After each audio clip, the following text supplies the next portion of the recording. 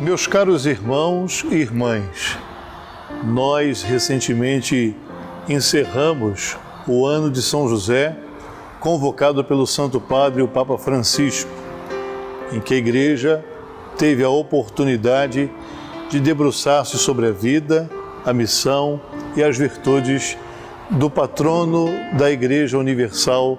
E eu gostaria de chamar a atenção de vocês para o que aconteceu conosco nesses últimos tempos, coincidindo com o ano de São José. Nós estamos vivendo ainda um tempo de pandemia. Esse é o fato. Este é o acontecimento do tempo presente. E quando o Santo Padre, o Papa Francisco, convoca o ano de São José para que meditemos sobre suas virtudes e celebremos o dom de Deus que é a sua vida e missão, nós temos a oportunidade de colher da vida de São José aquelas virtudes tão importantes para que nós possamos aprender a lidar com a pandemia, sairmos da pandemia melhores do que entramos, mais convictos, mais comprometidos com a nossa fé, mais decididos por amar a Cristo e os nossos irmãos.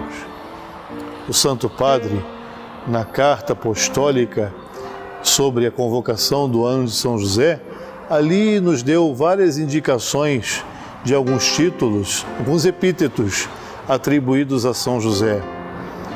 E esses epítetos, esses títulos, estão relacionados justamente às virtudes do pai de Jesus, do pai adotivo de Jesus, do chefe da Sagrada Família. E eu gostaria aqui não de fazer menção a todos, é muito rico, certamente muito rico, a coleção, muito rica a coleção de virtudes de São José, deste homem de Deus, mas gostaria aqui de propor a vocês que nós pudéssemos escolher algumas, ou melhor, duas, dessas realidades virtuosas da vida de São José. José é um homem justo. Nesse tempo difícil de pandemia, nós tivemos a oportunidade de ter José como exemplo, de colher da sua vida o testemunho da justiça. O que é um homem justo? O que é uma mulher justa? O que é um cristão justo? É aquele que reconhece a Deus tal como Ele é e que se coloca diante de Deus e dos irmãos como um servidor, como aquele que tem o compromisso de manifestar o seu amor, dando a Deus o que lhe é devido e ao próximo o que também lhe é devido. A prática da justiça na vida de São José o tornou um homem sábio, o tornou um homem santo, o tornou um homem equilibrado. Nós tivemos a oportunidade neste tempo de pandemia de conhecer extremos. Nós tivemos a oportunidade de lidar com sensações, com sentimentos, com situações extremadas, nos mais variados âmbitos da nossa vida, nos mais variados níveis da nossa existência. E essas situações de extremos, essas situações extremadas, apontam-nos para a necessidade de crescermos na virtude da justiça. A justiça está no meio. A justiça está no equilíbrio. A justiça está intimamente ligada à verdade. Quem é justo é verdadeiro. Quem pratica a justiça ama a verdade, pratica a verdade.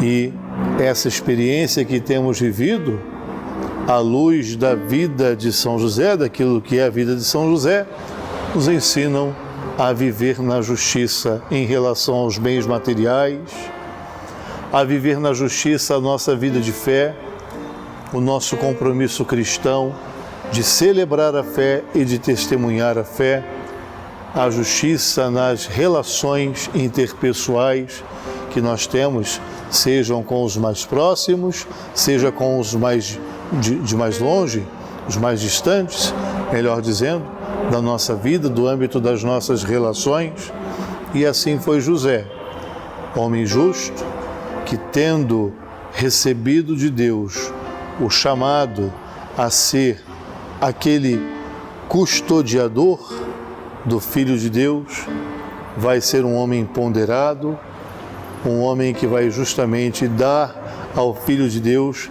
e a Deus mesmo, quem o chamou, aquilo que lhe é devido.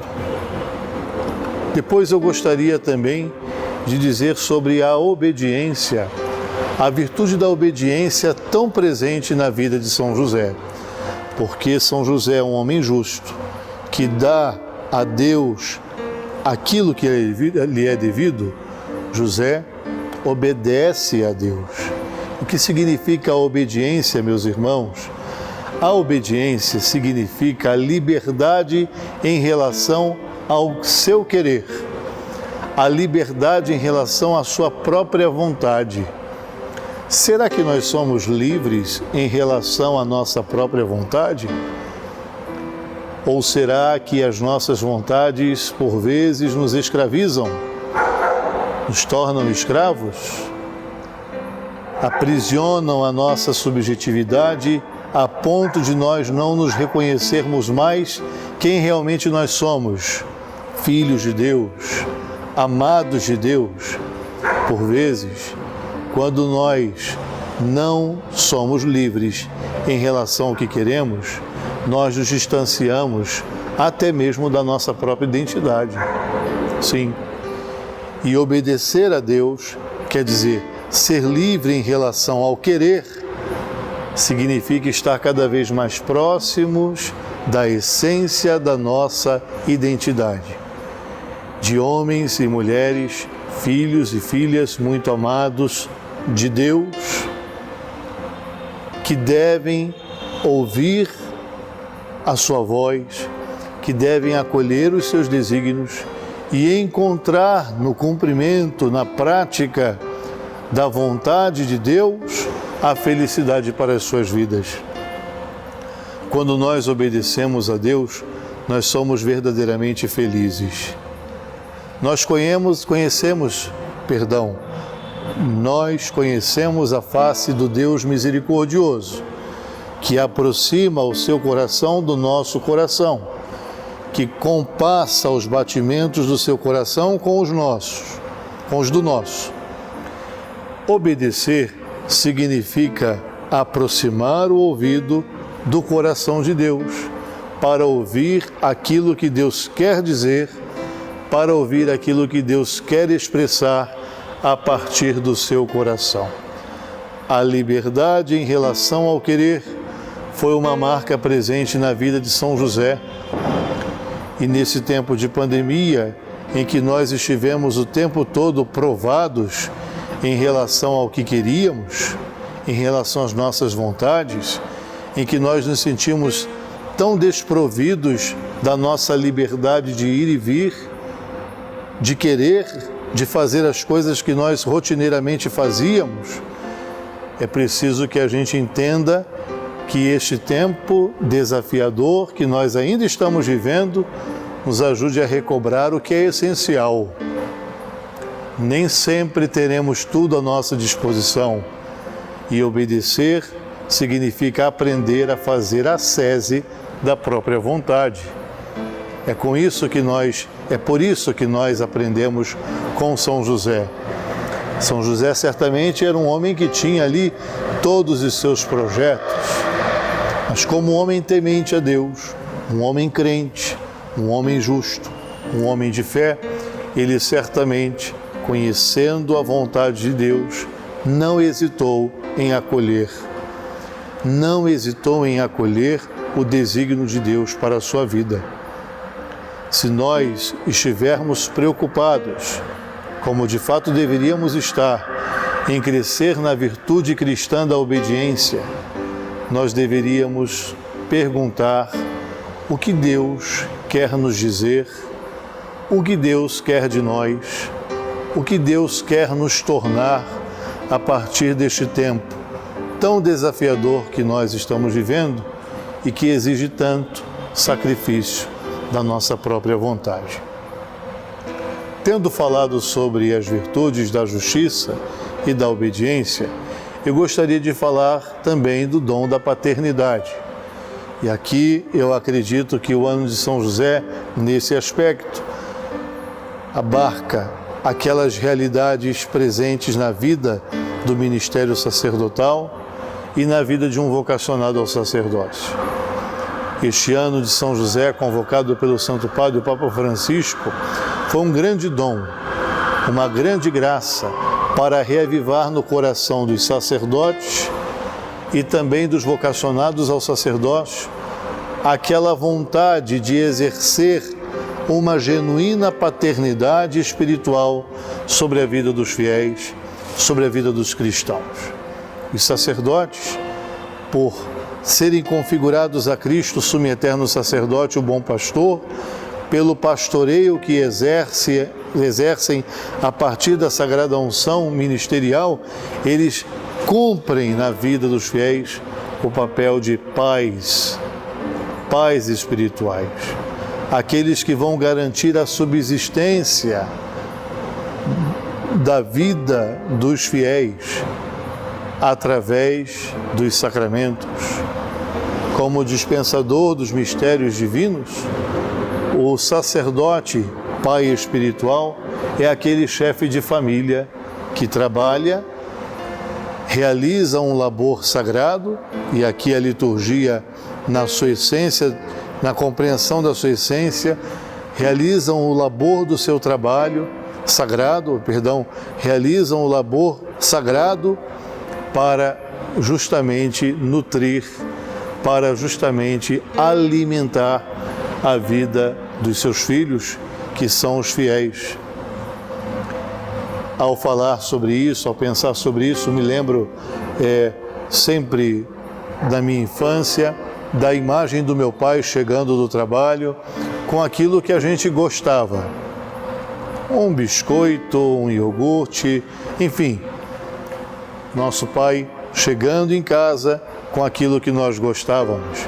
E não somente com aquilo que nós gostávamos, mas na despensa tínhamos o que era necessário para a nossa sobrevivência, graças ao seu trabalho. Eu penso que a vida do sacerdote está intimamente ligada à figura deste pai, que trabalha o dia inteiro para garantir a subsistência dos filhos, que se dá através dos sacramentos.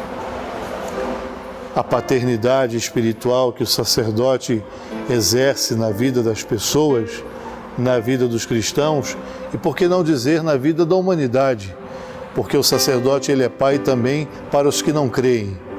Ele é pai espiritual também dos que não são cristãos. É uma paternidade extremamente fecunda, porque os vínculos sacramentais transcendem os vínculos genéticos.